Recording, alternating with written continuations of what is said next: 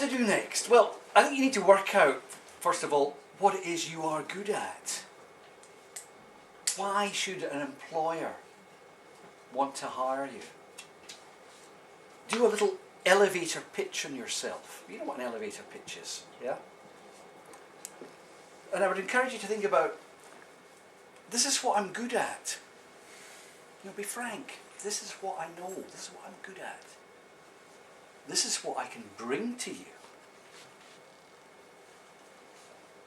And this is how you will benefit. And you might have to do a number of these for the different paths that you want to go down, the different types of jobs that you're going to be aiming at. But I think it helps you to work out what it is that you've got in your career experience that you can build something new on, or go on to a higher level. I would encourage you to be realistic, but I would also encourage you to talk to the people who know you, to get their perspective on what they think you're good at. Because first of all, you may discover things that you didn't know. And secondly, they may well bring out things that you think are so perfectly obvious that you hadn't bothered to mention them. And I can give countless examples of CVs that I get in, and I don't understand what people have written about what they're doing. And it's not because they can't articulate that, it's because they've been doing it for so long that they cannot see the wood for the trees. So, that's my tuppence worth. Cheers. Good evening, I'm Sean Cooper. I'm a director of Franklin Wall. I'm not sure why Thomas asked me to speak tonight, but I suppose I'm supposed to give the more entrepreneurial perspective. I've started 2 of my own businesses. The first one started back in 2004. I have been employed before. I used to work for UBS, a Swiss bank, so I can talk from both experiences. But in terms of to focus on that question, in terms of, you know, if you're unemployed, what I'd say to you is start a business. No, in all seriousness, I think it may sound very ironic, but you're in a very fortuitous place. And why I say that is, how many of us have been employed and we hate what we do. We get up on a Monday morning and it's a real hassle to go into work. So why I say you're in a fortuitous place is, it's actually been a gift given to you where now you actually have to sit back and reflect. Because I mean, we've enjoyed 17 years of unprecedented economic growth and we get complacent. So I think where you guys are in terms of if you are unemployed or there's threat of redundancy, I think you're in a very fortuitous place because it actually gives you some time to reflect. And so what I'd say in terms of your strategy is really trying to understand, try and begin with the end in mind. And what that means is understand what you want from your career. So I wouldn't say be so short-sighted and think, well, what job do I want to do now that's going to pay the bills? I would start right in the end and go, well, where do I see myself, say, in 20 years? Hopefully most of us will still be around in 20 years, but that's where I'm coming from. So start with the end in mind and then work yourself back. And I think what Don was talking about earlier in his presentation, which is very good, thank you, was the key was relationships.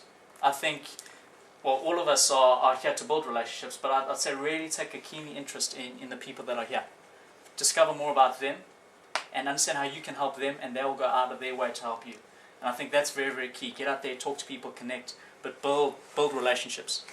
And I think what Don summed it up, I mean, your neighbor can see opportunities for you. But if there's one key thing I'd say is focus on the end in mind. What is your vision?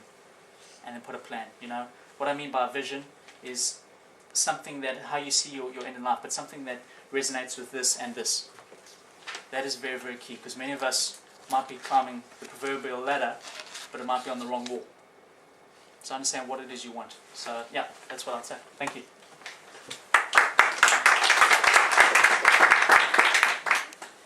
Right, in talent management than recruitment itself, but we'll try and give both perspectives from human resources.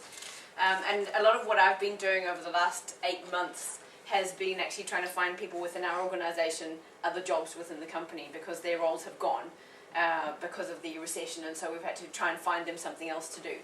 And I probably would give the same advice that I give to them to yourselves as well, and that a lot of it has to do with being very flexible. We've had to get people to move around the country, and indeed to other countries, a lot more than we have in the past, because you kind of have to go where the roles are sometimes, and do things that you may not have done or thought of beforehand, because that's where the jobs are. The other thing is looking at the industries as well. We've got a lot of people who obviously, it's always been so nice to work in the banking and financial sector, and we're now sending them to go and work in utilities or you know, gas companies, etc., because that's where the jobs are. So it's also, I guess, broadening your horizon or scope of what you perhaps thought your career direction might have been, to look at other alternatives, being a little bit more imaginative and creative, looking at what industries are still doing really well. A lot are completely unaffected by the recession. So it's looking at which ones those are to kind of focus on. So I think those are probably two things that I would strongly recommend in terms of looking at what to do next and where to kind of focus your career as well. And I guess the last thing that I'd probably say is that I heard someone speaking recently who said that if you write down your goals of what you want to achieve, you're 80% more likely to achieve them. So possibly once you start having a strategy, to actually try and write it down and figure out where it is you want to go with that. So. Harry, I'm a partner at a firm called Howard Kennedy. We are a 70 partner Western firm solicitors, and I specialise in employment law. So I see a lot of people come and go, both from the point of view of the employer and the point of view of the employee. My employee clients tend to be senior investment bankers, media personalities, etc. But it's actually quite interesting, as Don was saying earlier, that this is a recession which has hit some of the most senior people in various industries. And I just think that's probably the biggest difference between this recession and the previous one, where they tried in the past to get rid of the junior staff and keep the big boys in. In fact, this time I've seen a lot of the real big fish in investment banking being chopped out, and in favour of younger blood who obviously get paid less, have less employment rights, and are much more flexible about what to do. Looking at my employee clients in the past year or two, I'm happy to say that despite the fact that they all went through a very traumatic and difficult process, redundancy, dismissal for other reasons, sometimes they use redundancy as an excuse, sometimes it's something else, sometimes the whole business fails. But these guys have, every single one of them has managed to find a job. Now, they are admittedly quite senior people with very good experience, but a lot of them have had to refocus. I acted for a TV presenter last year. She was made redundant, and she brought proceedings to sue. It was a whole mess following.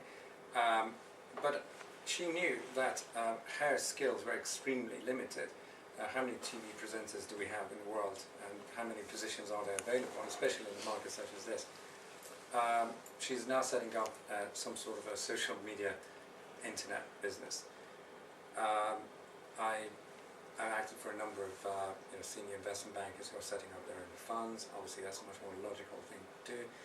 Many people have had to relocate, some of them have gone to other countries. But the great thing about all of these guys is that they have found a job. And I think there is somewhere a solution and advice there in the way these people have acted.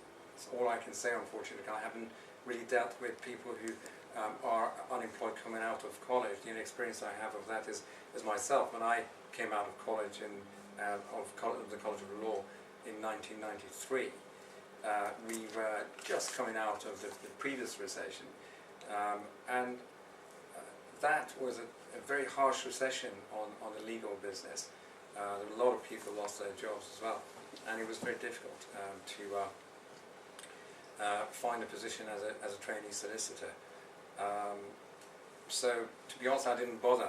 I decided for 1 or 2 years to do other things and get a more wide experience of of business. I did salesmanship, all sorts of funny stuff. And you know, nowadays as a lawyer, I draw on the experience that I got as a salesman, as somebody who worked in a publishing firm, somebody who worked in an oil and gas company. All of that has helped me. And some of the people who were my colleagues those days are now clients of mine. They've got their own businesses, and we've stayed in touch. So, you know, all is not lost, and the future is not as dark and as gloomy as a lot of people like us to think.